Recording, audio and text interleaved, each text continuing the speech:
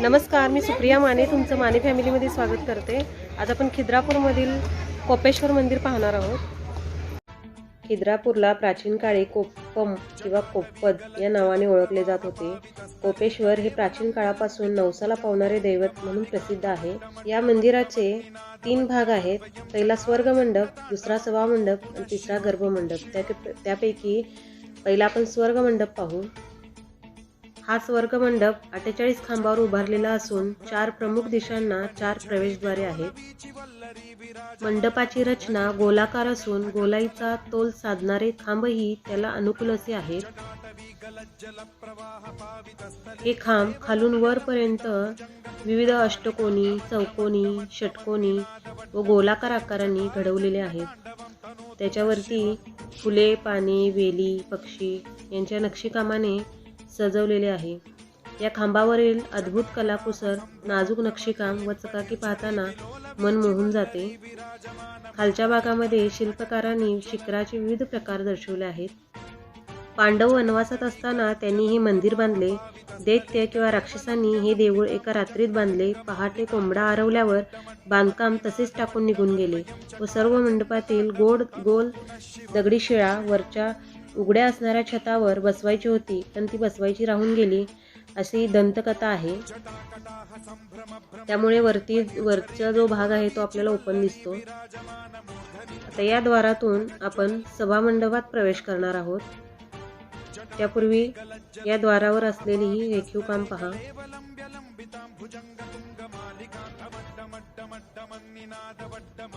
आता मंदिराचा पहिला भाग आपण पाहिला। आता दुसरा भाग म्हणजे सभा मंडप। सभा मंडपातील खांबही अगदी रेखीव असे आहेत। दर्शन घेण्यापूर्वी प्रथम नंदीचे दर्शन घेण्याची परंपरा आहे, आणि येथील मंडपात नंदी नाही। याला पौराणिक पार्श्वभूमी आहे। प्रजापती दक्षाच्या 16 कन्यांपैकी सती ही सर्वात लहान होती। सर्वांच्या विरोधाला न जुमानता तिने शंकराला वरले। दक्षाच्या मनात शंकराला स्थान नव्हते। दक्षाने केलेल्या वाजपेयी यज्ञात त्याने शंकराला बोलावले नाही, आपल्या लहान कन्येलाही बोलावले नाही। शंकर मानी असल्याने न बोलावता तो गेला नाही, पण सतीने माहेरी जाण्याचा आग्रह धरला। शंकराने तिला नंदीसोबत दक्षाच्या घरी पाठवले, म्हणून येथे नंदी नाही। ही यामागची पौराणिक कथा आहे। कोपेश्वर मंदिर हे वास्तुशास्त्र व शिल्पकला यांचा मनोहर संगम आहे। सुमारे 1500 वर्षापूर्वी आपली शिल्पकला कशी बहराला आली होती याची साक्ष देत हे मंदिर अजून उभे आहे। कोपेश्वर हे शंकराच्या अनेक नावांपैकी एक नाव आहे। भारतभर सर्वात जास्त मंदिरे असणारे दैवत म्हणजे शंकर। अनेक गावी अनेक नामात त्याची मंदिरे आहेत। खांबांची रचना पाहू शकता तुम्ही, गोलाकार, अष्टकोनी।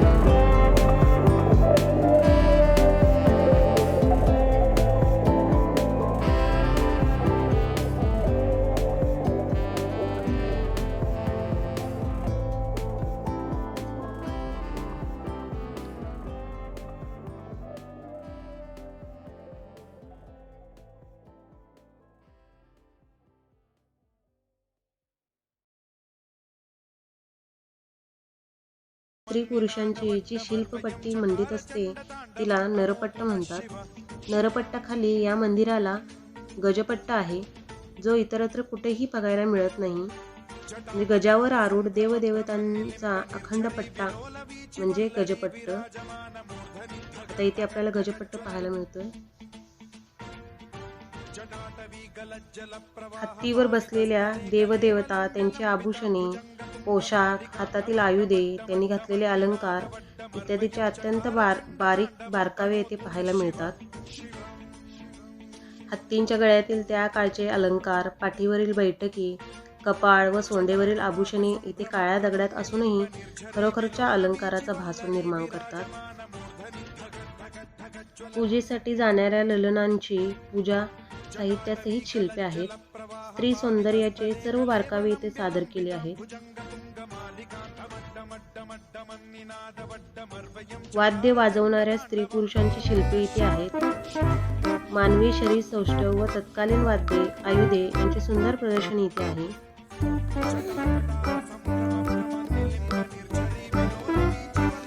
अंदाजे 1500 वर्षापूर्वीच्या आपल्या देशातील समाज जीवनाचे व सांस्कृतिक जीवनाचे प्रतिबिंब कोपेश्वर देवालयाच्या माध्यमातून आपल्याला पाहायला मिळते। इथे गजशिल्प प्रमुख आहे। मंदिराला नरपट्टा सोबत गजपट्टा आहे। नंदीची शिल्पे आहेत। या ठिकाणी अश्व, बोकड, वराह, मकर, मेष, महिष यांची शिल्पे आहेत। आंबा, काजू, केळी, ऊस, द्राक्षगड यांची शिल्पे आहेत।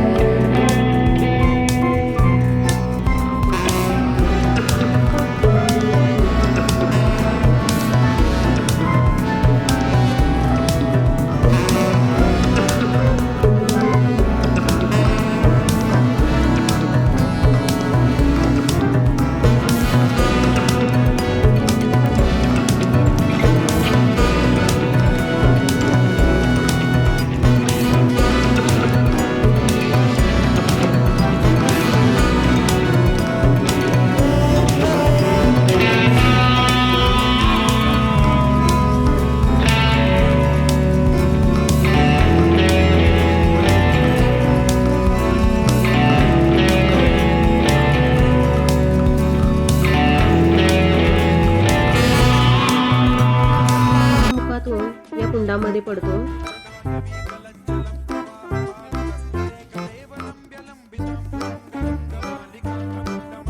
या ठिकाणी तुम्हाला काही मूर्त्या भग्न अवस्थेत दिसतील। बादशहाच्या आज्ञेने मंदिराच्या मूर्ती फोडल्या अशी लोककथा आजही या परिसरात ऐकायला मिळते।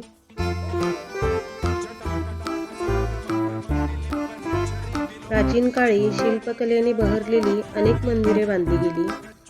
धार्मिक विध्वंसातून त्यांच्या मूळ सौंदर्याला अनेक ठिकाणी हानी पोहोचली। भंगलेल्या मूर्तीही त्यांचे पूर्वीचे सौंदर्य कसे असेल याची झलक दाखवतात। त्यांचा भव्यपणा व प्रचंड भौमितिक आकार पाहून त्या काळच्या स्थापत्य विशारदांचे शिल्पीचे ज्ञान किती प्रगत होते याची प्रचिती येते। त्या काळी वापरात असलेली वाद्ये व त्यांचे आकार येथे पाहायला मिळतात। डमरू वादक आहे, वीणा वादक आहेत, बासरी वादक आहेत, ढोलक वादक आहेत, तनई व भोंगाळा वादक आहेत। प्राचीन काळी शिल्पकलेने बहरलेल्या अनेक मंदिरापैकी हे कोपेश्वर मंदिर मी तुम्हाला दाखवण्याचा प्रयत्न केला आहे। खिद्रापूरमधील हे कोपेश्वर मंदिर अतिशय ऐतिहासिक आणि प्राचीन आहे आणि खूप सुंदर आहे। तुम्ही या ठिकाणी आलात तर या मंदिराला नक्की भेट द्या। आणि आमचा हा आजचा व्हिडिओ तुम्हाला कसा वाटला हे कमेंट थ्रू सांगा।